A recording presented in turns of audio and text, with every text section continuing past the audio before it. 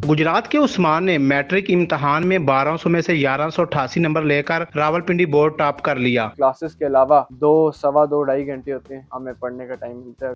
Matric इम्तिहानात साल 2025 में Rawalpindi board में टॉप करने वाले गुजरात के नौजवान मोहम्मद उस्मान, जिन्होंने 1200 में से 1188 नंबर लेकर रावलपिंडी बोर्ड को टॉप किया है। टॉप करने के लिए तो वो कहते हैं कि मुझे जो वक्त आप लगाओ ना, वो क्वांटिटी का नहीं होना चाहिए, क्वालिटी का होना चाहिए। तो तवज्जो से अगर पढ़े तो थोड़े वक्त में बंदा अगर सही गौर से पढ़े तो बेहतरीन नतीजे हासिल कर सकता है। इसके लिए ज़्यादा टाइम नहीं देना होता, बस अच्छा टाइम देना होता है, पढ़ाई के तवज्जो के साथ देना होता है। मान साहब, सबसे पहले आपको किसने बताया कि आपने रावलपिंडी बोर्ड में टॉप किया है? हम लोग सारे दोस्त खेल रहे थे कॉलेज में, तो हमें बच्चा बुलाने आया है जूनियर। तो हाउस मास्टर ऑफिस में डिप्टी हेड मास्टर साहब थे, उनके पास नताइज आए थे, उन्होंने बताया था। तो उस वक्त क्या सी फीलिंग थी? क्या आपने सोचा था कि मैं टॉप करूंगा या बस मेहनत कर रहे थे? जब 9वीं का रिजल्ट आया तब से उन्होंने ज़हन में था कॉलेज वालों के कि हो सकता है कि पोजीशन मिल जाए बोर्ड में।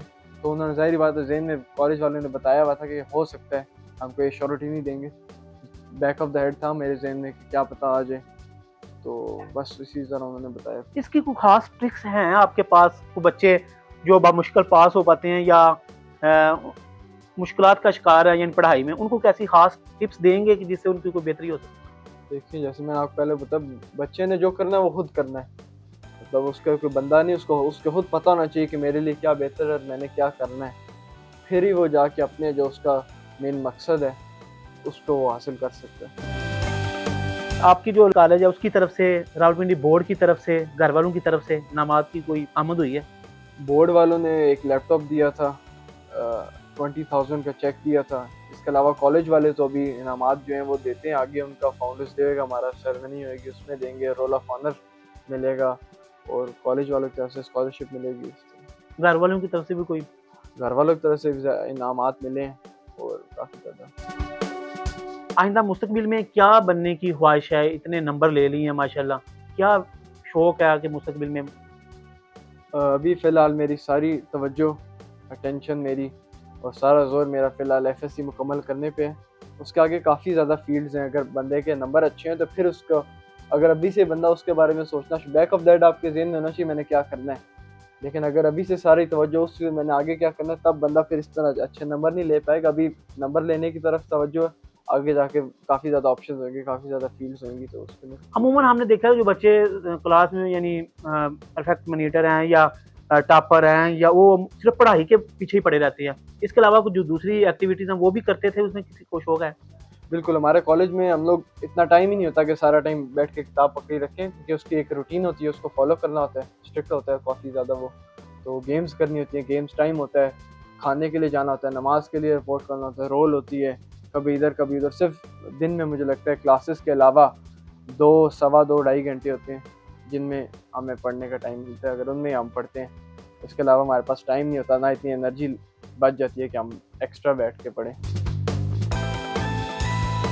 आपके 12 नंबर कम हैं, किन किन मज़ामीन में से कम नंबर आए हैं? मेरे मतलब 2 उर्दू में कटे, 2 इंग्लिश में और THQ में कटे हैं, पाक स्टडीज़ में कटे हैं, और इसके अलावा पिछले साल कटे थे बायो फिजिक्स में।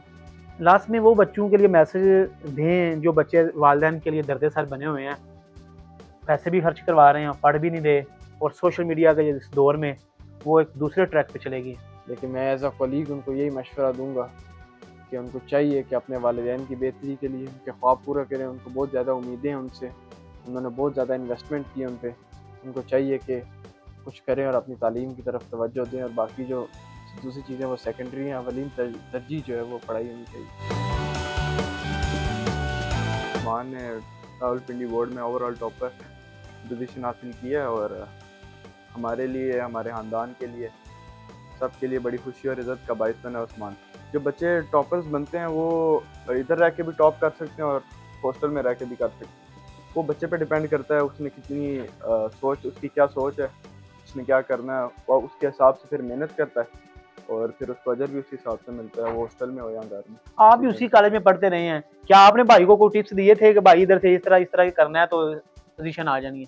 जी बिल्कुल, जब उस्मान ने 8th में उसने ज्वाइन किया था कॉलेज, तो फिर इसको मैंने थोड़ी सी गाइडेंस दी कि किस तरह काम करना है, डेली बेसिस पे अपनी तैयारी करनी है। बस उसी के हिसाब से उसने मेहनत की, फिर अल्लाह ने करम किया तो टॉप कर लिया। अपने वालिदैन की मेहनत का एहसास करें, जितना वो खर्चा आप पे करके आपको पढ़ा रहे हैं, तो उनका एहसास करें। और इस दुनिया में इज़्ज़त तो हमेशा उसी लड़के की होती है, उसी बंदे की होती है जो अपने बलबूते पे कुछ करके दिखाता है, जो मेहनत करता है। इज़्ज़त हमेशा उसी की होती है। बाकी ये फजूल जवानी, अभी जिस तरह हमारी एज है उसमें लड़के अब दूसरी चीज़ों में पड़ गए हैं। ये सोशल मीडिया का दौर है, तो उस लिहाज से बच्चों को यही मैसेज है कि मोबाइल का एक तो लिमिटेड इस्तेमाल करें और बाकी फोकस्ड रहें अपने गोल्स के ऊपर, क्योंकि हमेशा इज़्ज़त मेहनती की होती है।